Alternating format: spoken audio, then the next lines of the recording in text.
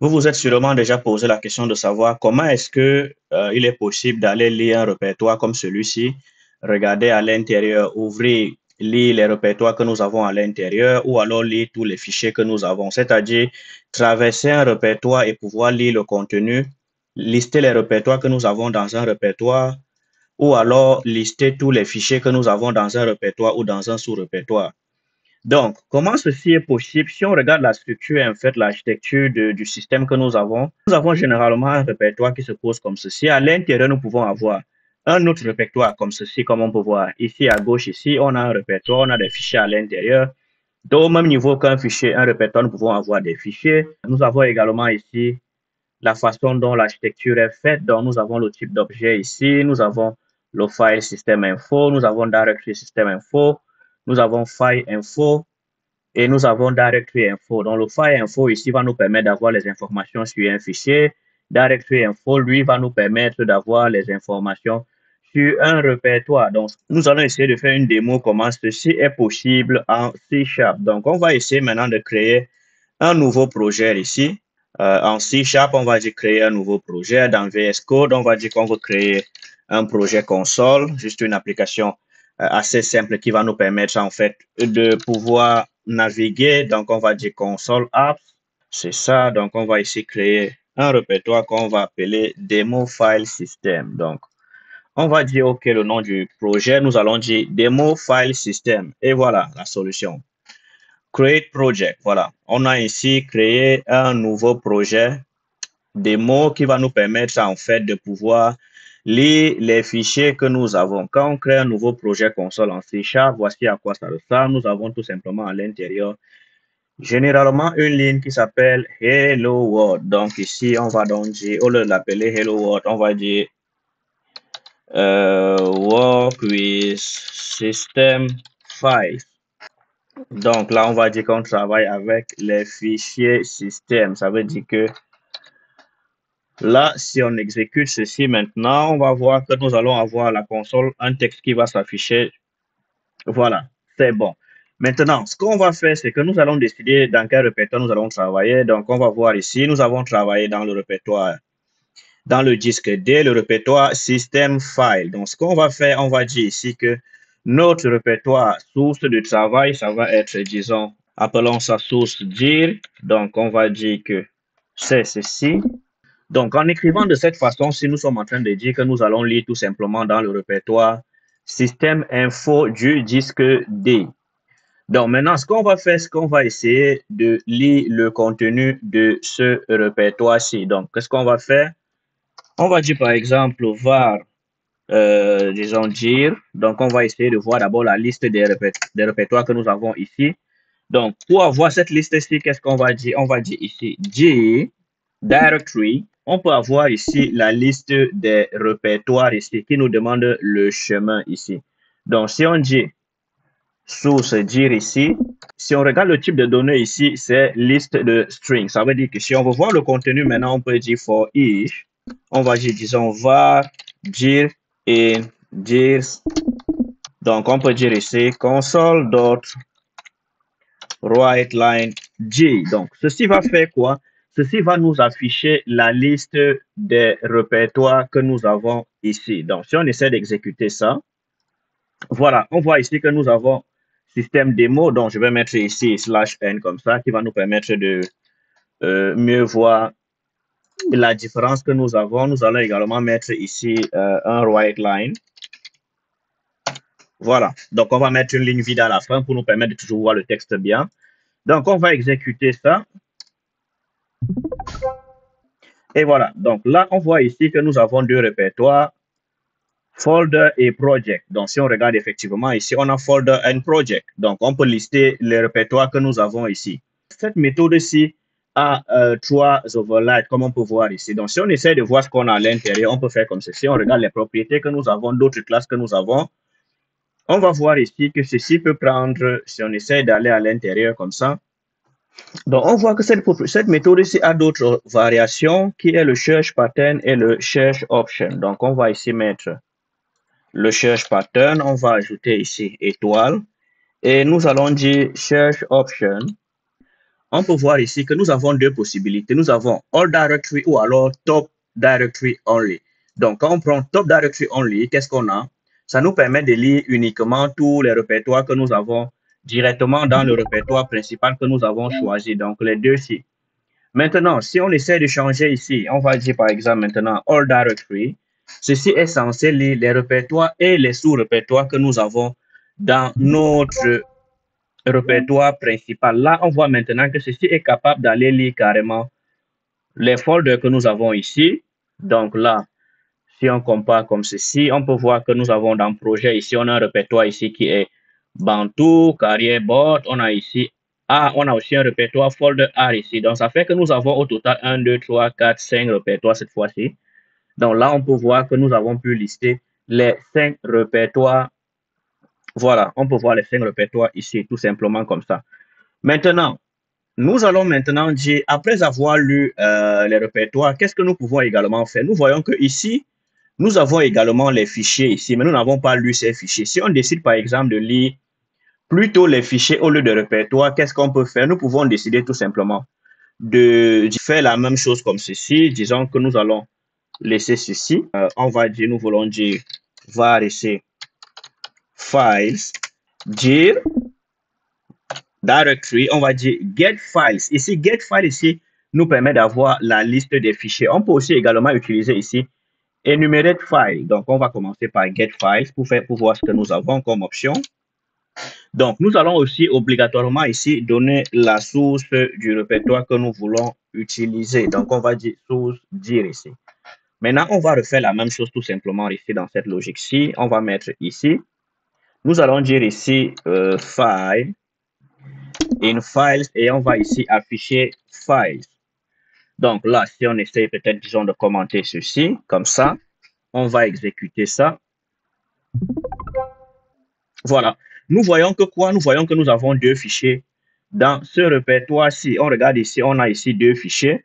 Dans le répertoire principal, c'est CP et CP2021 et README. Donc, on voit bien que nous avons effectivement les deux fichiers qui sont listés ici. Donc, voilà comment nous pouvons lire en fait les fichiers que nous avons dans un répertoire. Mais considérons que nous voulons lire tous les fichiers que nous avons dans les répertoires et les sous-répertoires. Si nous voulons, on va ici, on va voir que dans folder A, on a aussi un fichier. Nous avons également dans projet, dans le sous-répertoire Bantu Hosting, on a Bantu Hosting TXT ici. Donc, si on vient ici, on va voir que quoi? On va voir ici que nous avons également des propriétés ici que nous pouvons ajouter. Nous avons des variations de cette méthode-ci qu'on peut regarder comme ça. Nous avons ici le search pattern également et le search option qu'on peut utiliser. Donc, dans ce cas-ci, search pattern, on va dire, on va lire tous les fichiers et on va dire le search option. Nous avons la même option ici, all directory ou alors top directory only. Donc, c'est la même chose. On va mettre all directory dans ce cas. Donc, ceci va nous lister tous les fichiers que nous avons dans tous les répertoires. On voit maintenant que nous avons ici le CP, nous avons README, nous avons également les deux fichiers que nous avons dans les sous-répertoires. Donc ici, on peut lire tous les fichiers que nous avons, même dans les sous-répertoires. Maintenant, considérons que nous voulons lire uniquement les fichiers TXT. Nous cherchons les fichiers texte que nous avons ici. Dans ce cas, qu'est-ce qu'on va faire? On peut mettre ici .txt comme ça. On va essayer de voir est-ce qu'il va encore lire tous les fichiers ou il va lire uniquement les fichiers texte que nous avons.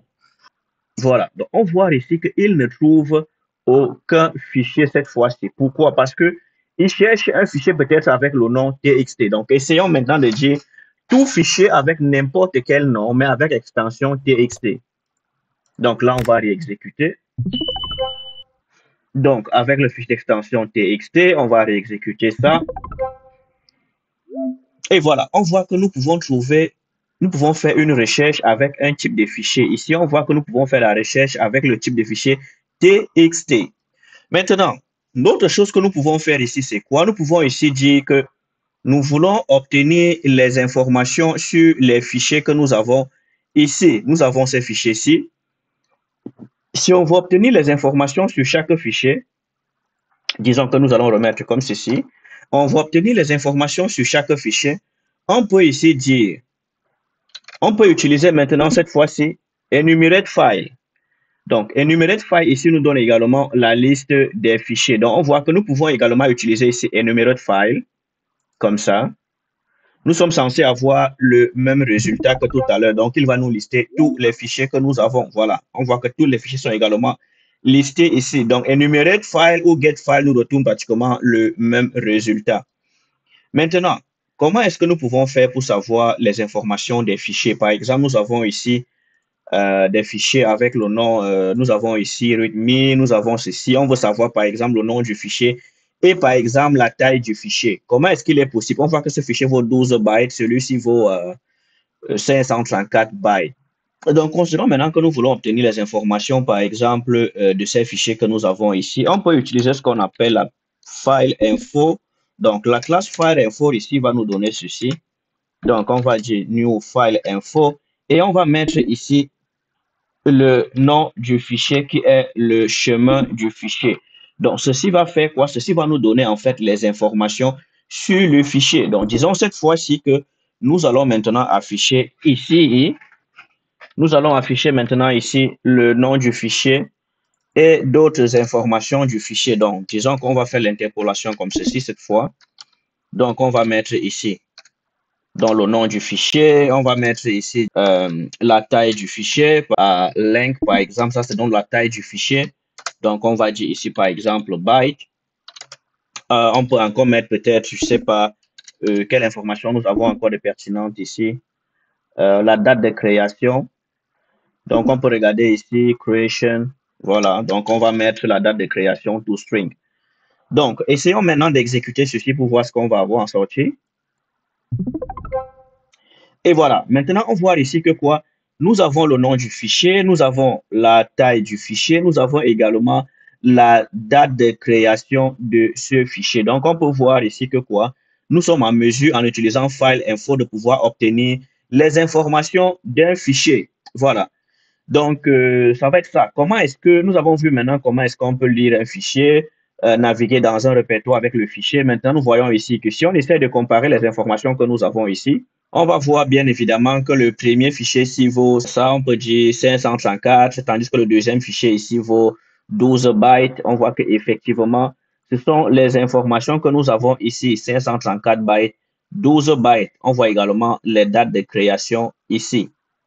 Maintenant, qu'est-ce que nous pouvons également faire? Nous pouvons maintenant dire que comment est-ce qu'il est possible, disons, de déplacer un fichier? Nous voulons par exemple copier un fichier d'un répertoire vers un autre. Considérons que nous voulons copier ce fichier-ci dans ce répertoire que nous avons ici. On voit que ce répertoire n'a pas de fichier à l'intérieur. Donc, si on fait ça, on voit que nous avons CNP ici. Nous voulons copier par exemple ce fichier ou alors tous ces fichiers que nous avons ici dans le répertoire project. Ce qu'on va faire, c'est qu'on va tout simplement venir ici. On va essayer maintenant de énumérer les fichiers dans le répertoire principal. Disons ici top dir, comme ceci. Maintenant, nous allons dire que le répertoire de destination va être project. OK. Considérons maintenant que nous voulons copier les fichiers que nous avons, c'est-à-dire les fichiers que nous avons ici, dans le répertoire projet que nous avons ici. Donc, on peut regarder ça, on va voir ici que quoi, on va dire, pour ce faire ici, nous allons faire quoi? Nous allons essayer d'obtenir d'abord le nom du fichier. On va dire file name. Ici, on va dire par exemple que c'est pas get file name. On va ici donner le fichier que nous avons obtenu.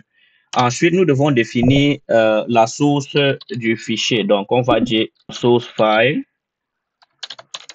Donc, le chemin du fichier source, donc on va dire ici, c'est path, on va combiner quoi? Le répertoire source que nous avons ici et le nom du fichier que voici, que nous avons obtenu ici. Donc, ça va donner quoi? Source dir, c'est plutôt le répertoire principal que nous avons ici. Donc, on va faire pareil ici pour le fichier de destination. Donc, on va dire file, mais on va dire, nous voulons ajouter dans le répertoire projet ici. Donc, on va ici ajouter desc. Donc, ça va combiner quoi? Ça va combiner le nom du répertoire principal que nous avons. Ça va ajouter projet et le nom du fichier. Donc, on va donc se retrouver ici et nous allons ouvrir le répertoire projet pour déposer ici à l'intérieur. Voilà. Donc, maintenant, ceci est fait. Nous allons maintenant utiliser la méthode qui va nous permettre de faire la copie. Donc, on va dire ici File, Copie. Donc, la méthode copie ici reçoit deux paramètres qui est le fichier source et le fichier de destination. Voilà, donc on va mettre comme ceci. Donc là, si on exécute maintenant cette méthode, qu'est-ce qui va se passer? Ceci va copier les fichiers que nous avons dans le répertoire projet. Donc si on fait ça ici, on voit ici que nous n'avons pas ces fichiers dans le projet. Essayons d'exécuter, voir. Nous allons voir que si tout se passe bien, les deux fichiers vont être recopiés ici dans projet. Voilà. On voit que nous avons maintenant les deux fichiers qui ont été copiés ici dans projet. Parfait. Donc, on peut faire la copie des fichiers. Et si on revient ici, on voit que nous avons encore nos deux fichiers qui sont là. Donc, voilà comment on peut copier les fichiers tout simplement en C# d'un répertoire vers un autre. On utilise la méthode file copy en indiquant tout simplement le nom du fichier. Mais on ne peut pas utiliser le nom du fichier tout simplement parce qu'il faut faire la combinaison pour obtenir vraiment le chemin complet sur le disque dur. Donc, on détermine le chemin de la source, le chemin de destination et on utilise la méthode file copy. Maintenant, considérons que nous voulons plutôt déplacer les fichiers. Nous avons souvent l'option de move. Move fait quoi? Copy fait ceci. Ça revient à copier ça et coller ici. Donc, c'est ça que nous avons fait tout de suite ici. Maintenant, considérons que nous voulons plutôt faire le déplacement move. Donc, on veut déplacer ces fichiers vers ceci, tout simplement. Donc, dans ce cas, nous allons changer ici. Au lieu de copy, on va utiliser move. On voit qu'on a une méthode ici qui s'appelle move. Move va faire quoi? Ça va copier les fichiers et ça va les supprimer dans le répertoire principal. Donc, ça va les enlever ici et les mettre dans projet ici. Voilà. Donc, si on revient ici dans projet, on va relancer. Donc, cette fois, c'est censé déplacer les deux fichiers vers le répertoire projet. Voilà. Maintenant, si on regarde ici dans démo system file, les deux fichiers ont disparu. Voilà.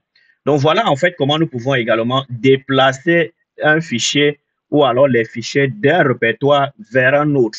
Ceci, en fait, c'est la fonctionnalité qui est utilisée par Microsoft ou bien dans Windows quand on fait la copie des fichiers. Donc, si on fait ceci, quand on fait par exemple ici couper, et ici, voilà, c'est ça en fait que nous venons de faire. Donc, on voit qu'il n'y a plus ça ici. Tandis que quand on fait la fonction de couper, de copier, c'est juste qu'on copie ceci et on ramène ici. Et voilà. Donc, si on remet notre fichier à la racine, voilà ce qui va se passer. Maintenant, considérons que nous réexécutons ceci pour une deuxième fois.